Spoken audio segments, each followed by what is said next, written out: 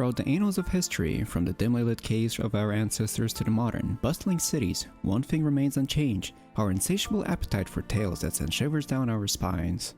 Ghost stories whispered in hushed tones have been the lifeblood of many campfire gatherings, with listeners hanging on to every word, every pause, and every breath. Now, imagine a place as ordinary as any other. Enfield, a name that might not ring a bell, unless of course you're familiar with one of its houses. A house that for a brief moment in time became the epicenter of the paranormal world. A house on Green Street where the walls, if they could talk, would recount tales that defy belief. And in this house lived the Hodgsons, a family as typical as any, blissful and aware that they were about to be thrust into a story that would be told and retold for generations. Oh, and if you're a fan of Hollywood's take on ghost stories, you might recognize some of this from Conjuring too. Yes, that's right. Hollywood, in its infinite wisdom, decided this story was worth telling. But how much of it was cinematic flair and how much was real? As we peel back the layers of the Enfield enigma, prepare yourself for a journey where the lines between reality and myth blur, a journey that will challenge what you know or think you know. So, are you ready to unravel the mysteries of the Enfield haunting? Enfield, a name that for many might just be another dot on the map, but for those in the know, it's a place where the ordinary met the extraordinary. The Hodgsons, a family like any other, found themselves at the heart of this enigma. Peggy, a single mother, strives to provide for her children in a world that often seemed indifferent. Janet, an 11-year-old whose innocent world was about to be shaken, and then there were her siblings, each with their own tales to tell. Our story begins during the summer of '77. For many, it was a time of disco, Star Wars, and the Queen's Silver Jubilee, but for the Hodgsons, it was a summer that would forever be etched in their memories. Objects levitating, chilling disembodied voices, and an atmosphere thick with tension. And then there's the police. One officer, clearly shaken, was quoted saying, "I can vouch for seeing a chair move on its own." Another recounted, "It came off the floor, nearly a half inch I would say, and I saw it slide off to the right about 3.5 to 4 feet before it came to rest." Now, when the very guardians of law and order are left scratching their heads, you know you're in for a story. Of course, every good ghost story needs its share of believers and skeptics, and Enfield was no exception. As the tales grew, so did the crowd of curious onlookers, each hungry for a piece of the supernatural pie. But as the saying goes, seeing is believing, and many saw a lot. Yet, as the lines between fact and fiction began to blur, the question arose, was Enfield a genuine case of the paranormal, or just a masterclass in storytelling? Affect her 14-year-old sister, Margaret, and their younger brother, Billy. One of the first manifestations was when Lego bricks began to fly at high speed around the living room. How does it feel to be haunted by a poltergeist? It's not haunted. Shut up. Why isn't it haunted? I don't know. I'm invisible. I'm invisible. You're invisible? Why are you invisible? I'm a G-H-O-S-T. Because I'm a G-H-O-S-T. This voice is coming from an 11-year-old girl. Well, perhaps, Guy, perhaps you've got something to say to them. Yeah. I'd like to know how you make this noise without bashing Janet's vocal cords to pieces. If I do it for half a minute, I get a sore throat. Bruce Chase is here. And we found on analysis, the voice was not made by the larynx, the voice box, but by the false vocal fold, which is above the larynx. And you only use that when you lose your voice and you talk like that. Going from horizontal to vertical in 1/6 of a second. Furniture was thrown around the rooms. The house was swarming with journalists. But after 4 days, they were baffled and frightened and called my team for help. She meant in, was it German? Was it? Yeah, the poltergeist, noisy spirit. In the meaning of it also, yeah. which he explained to us. What are children playing around? What do you say about that? I'd say that's a matter of opinion. If you haven't experienced it, you're going to say that. But it did really happen. Days before I died, I went blind. Then I had an image, and I fell asleep, and I died in a chair in a corner downstairs. Does it frighten you, the things that happen here? Oh. Well, it did first, but now I've got more used to it. And you learn to accept the things that happen. It's slang covered it, Mum. Might eat it, Mum. Slung a bookshelf at Margaret. The mysterious voice had clearly said that he, Bill, had died in the house, but Morris had never been able to confirm this. And then 3 years later, this letter arrived. A man wrote in to say that his uncle had died in the house, well before the Hodgsons moved in. We've traced his death certificate, and it's true, he did die in the house. His name was Wilkins, William Wilkins. But of course, everyone would have known him as Bill. Good night. The Enfield haunting wasn't just a fleeting shadow in the corner of your eye or a whisper in the dead of night. It was a relentless barrage of paranormal activity that defied logic. Objects levitating, chilling drafts, and knocking sounds became the Hodgson family's dreaded daily reality. But it wasn't just about moving furniture or eerie sounds. The real terror lay in the personal encounters, especially those involving the children. Janet in particular became the epicenter of these chilling events. In interviews, she'd suddenly speak in a voice that wasn't hers, recounting tales of life and death that weren't her own. "He is behind you," she once whispered, her voice echoing with age and weariness that an 11-year-old shouldn't possess. "My name is Bill," she'd rasp, sending shivers down the spines of even the most seasoned investigators. These interviews, meticulously recorded by Morris Gross and Guy Playfair, weren't just eerie tales. They were potential evidence of a haunting. The phenomena witnessed were not just auditory. There were instances of levitation, not just small objects, but even Janet herself was reportedly lifted off her bed. Water appeared in places that it shouldn't, toys flew across rooms, and furniture overturned without any visible force. One particular chilling account spoke of a fireplace being ripped out of the wall. Now, just imagine the sheer force required for that. The Society for Physical Research brought in their best tools and minds. They set up cameras, hoping to catch a glimpse of the elusive entity. Temperature readings fluctuated without reason. Motion sensors triggered in empty rooms. And while they gathered a plethora of evidence, the true nature and identity of the ghost remained an enigma. Was it really Bill, or was it a manifestation of something deeper? Perhaps a psychic energy unknown to science. And just when you thought things couldn't get more Hollywood, in walked Ed and Lorraine Warren, the dynamic duo of the paranormal world. Their brief stint in Enfield added another layer of intrigue. They faced demonic possessions, haunted dolls, and more. So, a poltergeist in London? Just another day at their office for them. Their conclusion? A genuine haunting.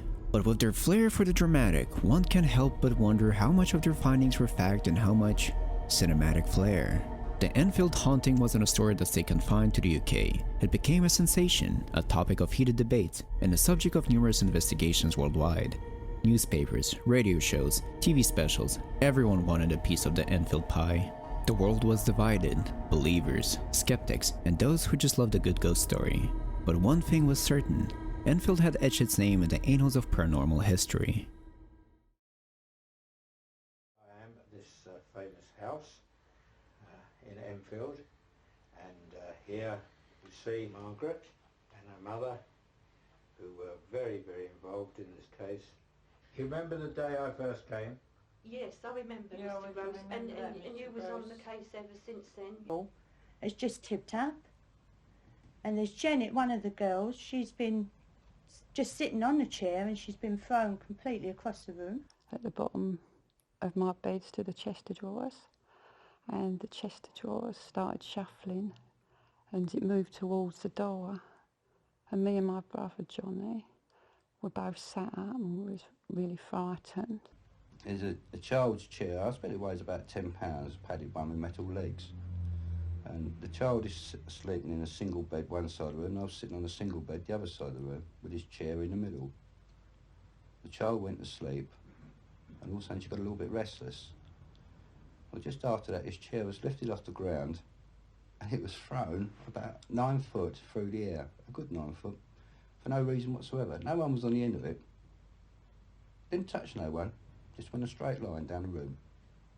Nearly 35 years ago, a normal family was thrust into the limelight thanks to the weird and very strange goings-on of an alleged ghost or poltergeist causing havoc in their home. The story made news across the country, changing the Hodgsons' lives forever. So, was 284 Green Street in Enfield, North London, the most haunted house in Britain? What else do you remember of that time? Furniture turning over, cups filled with water, fires igniting on oven gloves and matches where part of the box or the oven glove would burn but it would go out. Voices, levitation, and at one point the most frightening thing was when a curtain wrapped itself around my neck next to my bed. Or is it some psychic joker having a game with us? And I have a strong suspicion that in poltergeist cases, we've got a psychic joker at work. It may have been Bill, well, I don't know, it may have been Bill, according to Terry Wilkins, his son, it was his father. But how do we know it wasn't some entity impersonating his father? You see all these questions it throws up. Nothing is straightforward.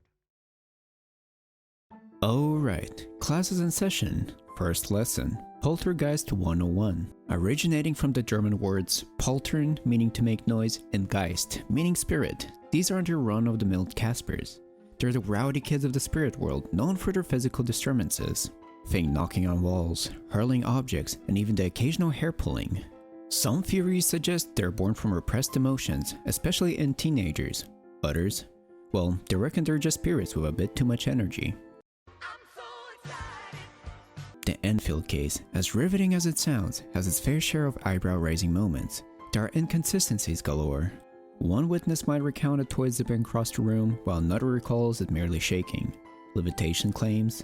Some say they saw Janet floating, but skeptics argue it looked suspiciously like a well-timed jump. Speaking of Janet, she's the epicenter of this storm. Some footage shows her levitating, but skeptics argue it's just her bouncing on the bed. Hear eerie voice recordings? Critics suggest she might have mastered a ventriloquism technique, producing growls and strange sounds without moving her lips to mimic Bill's voice. Also, going off the script, I would like to add my own opinion on this specific moment, because I used to listen to rock a lot, especially when I was younger, and I used to listen to heavy metal, black metal, all sorts of different music, where people use different singing techniques, such as growling, or growl, pig voice, goblin voice, and yada yada yada. The reason I'm bringing this up, I'm just trying to say, it's not hard. Well, you definitely need to spend some time to master it, but it's not impossible to make you sound like some demon. Just hopefully my editor will play some clips. Do you want to sound like a goblin? Of course you do.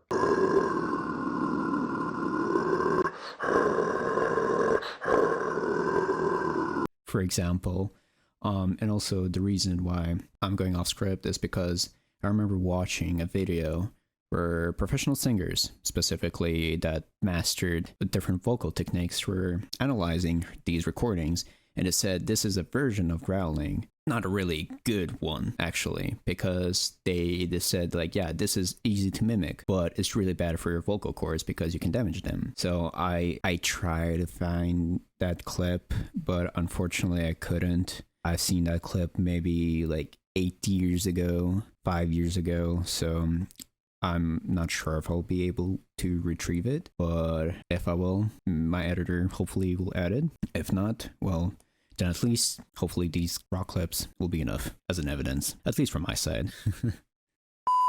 So, was she genuinely channeling a spirit, or was it a mix of childhood mischief and media pressure? Our investigators, Morris Gross and Guy Playfair, were no strangers to the paranormal. Gross, still grappling with the personal tragedy, was on a supernatural quest, hoping for answers.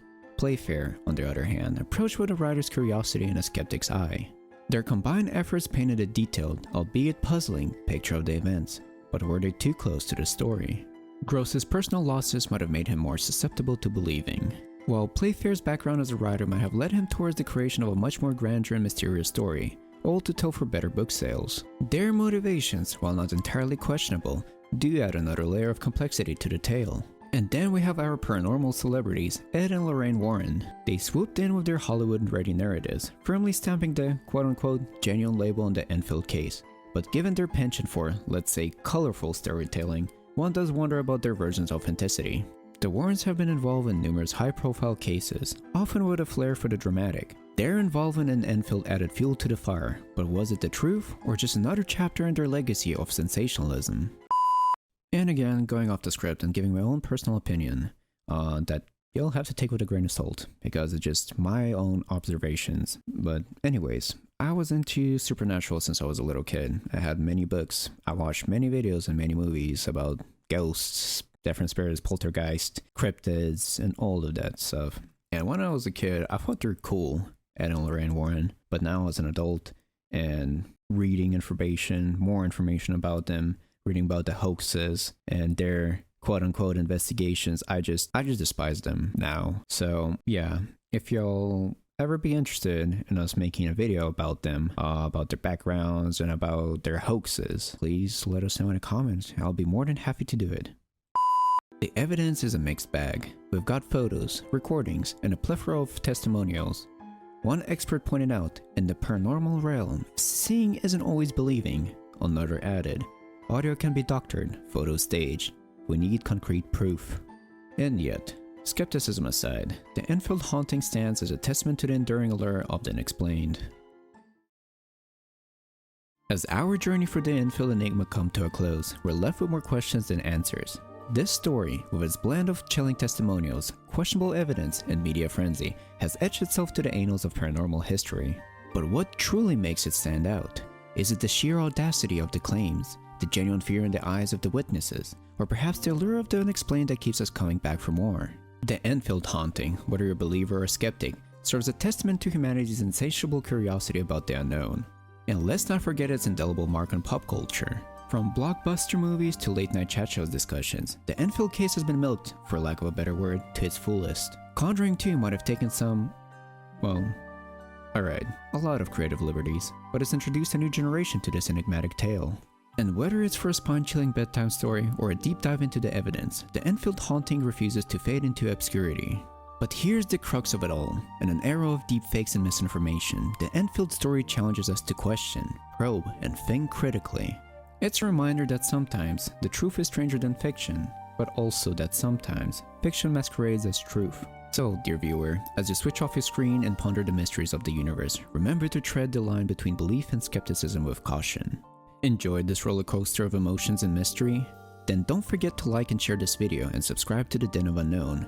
And remember, always keep that salt shaker handy. You never know when you'll need to take something with a grain of salt. Until next time, friends.